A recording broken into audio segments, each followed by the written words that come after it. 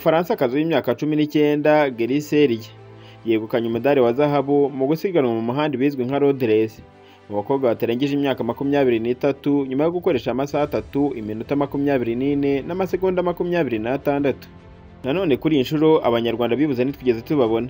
Ese kuki shampiyona y'isi y'amagare yakomeje kugora abanyarwanda? Ariko ibyabaye kuri uyu munsi wa kane byo nagahoma munwa, uko abanyarwanda nitwigeze tubabona kandi batangiye isiganwa.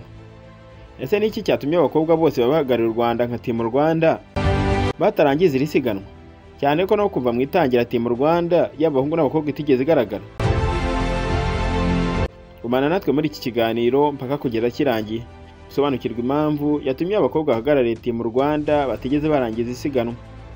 Kandi niba ari bwo bwa mbere ugeze kuri channel, reba munsi video maze reba hano ndetse subscribe ukandi tujye tubana umunsi ku munsi mu makuru byegeranye bicukumbuye. Iyi ni Ibyegeranyo TV Rwanda, nge nkaba Theogene.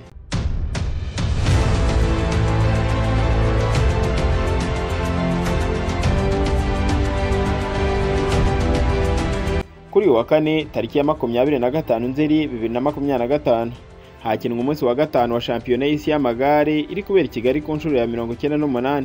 Hakinwa amasiganwa yo mu muhanda bizwi nka road race mu bakobwa batarengeje imyaka 23. Abakinnyi bahagurukiye kuri Kigali Convention Center bafata umuhanda ujya Nyarutarama mu Kabuga, banyuze ku Gishushu kuri RDB, bakase bagana kuri Kigali Golf Club, bazamuka bagana Kimicanga ku buryo bazamutse umuhanda w'amabuye wa Kimihurura, no kuvuga kwa Minyoni. Bakomeje maze bongera kunyura kuri Kigali Convention Center bahereye. Iyi ntera niyo bazengurutse inshuro 8 zose ku ntera y'ibirometero 119 na metero 300, mu gihe akazamuka cyangwa se agasozi gaterera cyane kare karimo ariko ibirometero 2 na metero 400. Yari inshuro ya mbere mu mateka y'isiganwa ryo mu muhanda mu cyiciro cy'abakobwa batarengeje imyaka 23 rikirimwe muri shampiyona y'isi y'amagare.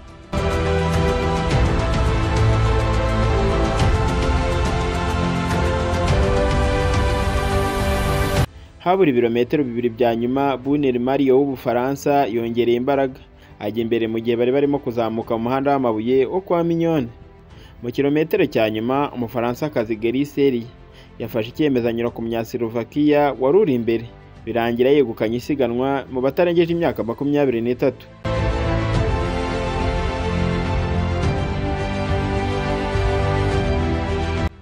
Uwo mukinnyi w'Umufaransa w'imyaka 19 yabaye wa mbere, yakoresheje amasaha 3 iminota 24 n'amasegonda 26. Yakurikiwe n'Umunyaslovakia Chiradonova Victoria yasize amasegonda 2, naho Umunya-Espagne Brasil Paula abo wa gatatu yasizwe amasegonda 12. Abanyarwanda byo byabaye agaterera nzamba bibanagahoma munwa, uko abanyarwandakazi bari bahagarariye Team Rwanda barimo Mwamikazi Jazira, Nyirarukundo Claudette, Ntakirutimana Marita na Irage na Charlotte ntibabashije kurangiza iri siganwa. Muri rusange mu bakinnyi 85 bitabira isiganwa 35 nibo basoje. Shampiyona y'isi y'amagare irakomeza kuri wa gatanu tariki ya 26 Nzeri 2025 hakinwa umunsi wa gatandatu. Mu gitondo guhera saa 2 zuzuye kugeza saa 5 n'igice hazakina abahungu bari munsi y'imyaka 19, bazarushanwa ku ntera y'ibirometero 119 na metero 300. U Rwanda ruzaba rufitemo Ntirenganya Moise na Nkurikinka Jackson. Guhera saa 6 kugeza saa 10 n'igice hazaba hatahiwe abahungu batarengeje imyaka 23, bo bazakina intera y'ibirometero 164 na metero 600. Aha u Rwanda ruzaba ruhagarariwe na Niyonkuru Samuel, Ruhumuriza Aime, Tuyizere Etienne na Ufitimana Shadrack.